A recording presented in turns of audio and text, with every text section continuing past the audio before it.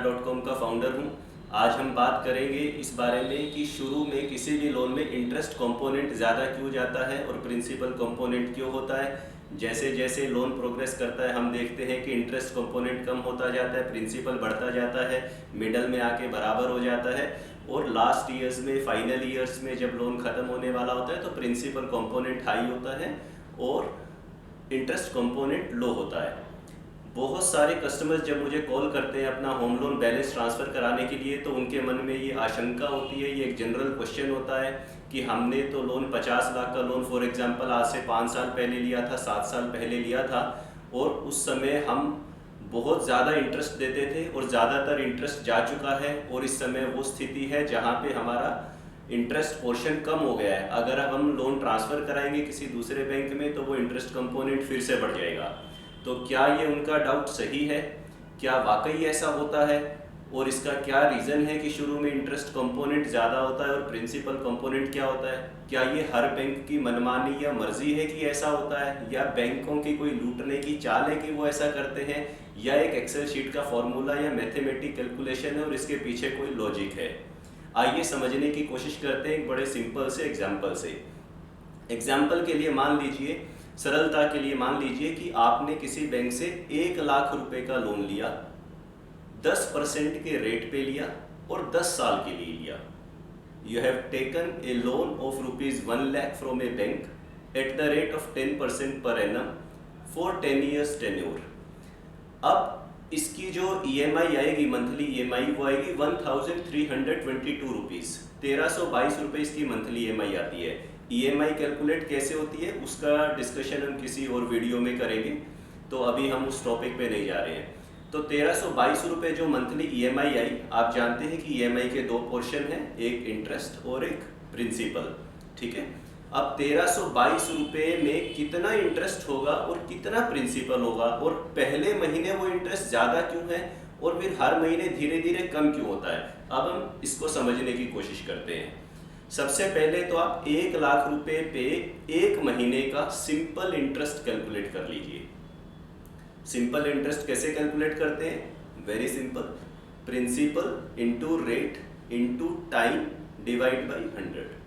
यानी 1 लाख रुपए हमारा मूलधन है, हमारा प्रिंसिपल है, प्रिंसिपल इंटू रेट 10% का है तो मल्टीप्लाई बाई 10, और टाइम हम 1 महीने के लिए कैलकुलेट कर रहे हैं तो ईयर्स में लेंगे तो 1/12 और 100 से हम डिवाइड करेंगे तो मंथली जो इंटरेस्ट कंपोनेंट आएगा, वो इंटरेस्ट आएगा, वो आएगा 833 रुपये, 833 रुपीज़। यानी 1 लाख रुपए के लोन पे 10% की रेट से 1 महीने का ब्याज 833 रुपये बनेगा।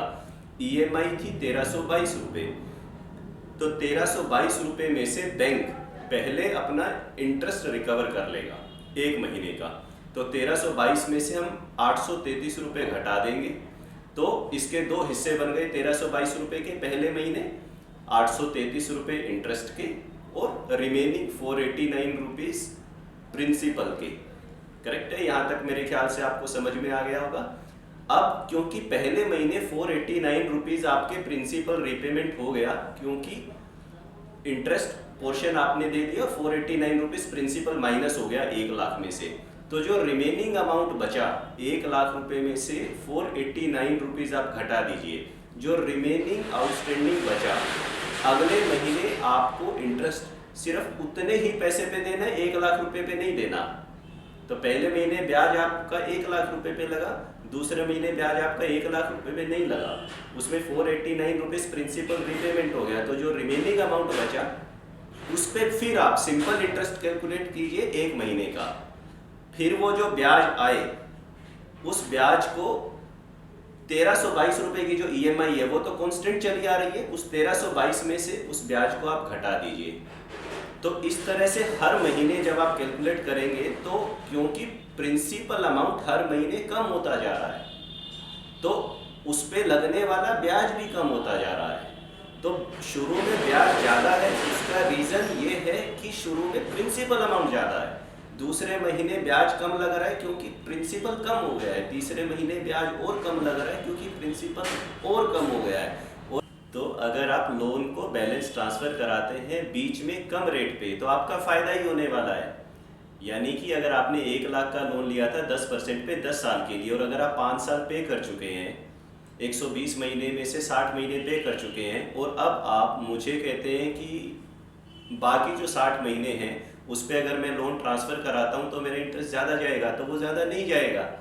क्योंकि अगर आप नए बैंक से लोन रिमेनिंग 60 मंथ के लिए ही लेते हैं और जितना प्रिंसिपल आउटस्टैंडिंग आपका करंट बैंक में है एग्जैक्ट उतने ही अमाउंट का आप लोन लेते हैं, यानी कि प्रिंसिपल आउटस्टैंडिंग जितना ए बैंक में है उतना ही दूसरे बैंक में लेते हैं, और जितना रिमेनिंग टेन्योर करंट बैंक में बचता है उतना ही अगर दूसरे बैंक में लेते हैं। परंतु दूसरा बैंक यदि कम रेट पे लोन दे रहा है, पहला बैंक ने आपको 10% पे दिया, दूसरा यदि 8% पे लोन दे रहा है, तो आप अगले 60 महीने का जब टोटल इंटरेस्ट का आउटफ्लो देखेंगे तो किसी भी कीमत पे वो पहले से ज़्यादा नहीं हो सकता, क्योंकि रेट ऑफ इंटरेस्ट कम हो गया है और रेट ऑफ इंटरेस्ट कम होने की वजह से आपका ब्याज कम ही जाने वाला है।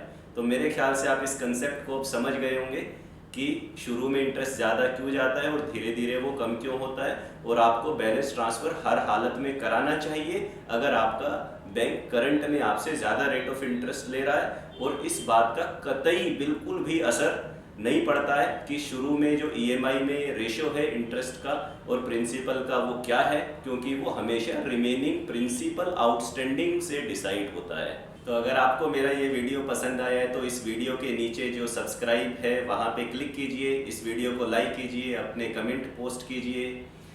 अगर आप दिल्ली एनसीआर में हैं तो अपना लोन ट्रांसफ़र करवाने के लिए या किसी भी लोन की क्वेरी के लिए आप मुझे किसी भी समय कॉल कर सकते हैं। मेरा नंबर स्क्रीन पे फ्लैश हो रहा है। और मुझे लगता है कि बिज़नेस कितना भी मुश्किल हो सच्चाई के साथ किया जा सकता है। sastaloanbazaar.com को अपना प्यार देने के लिए शुक्रिया।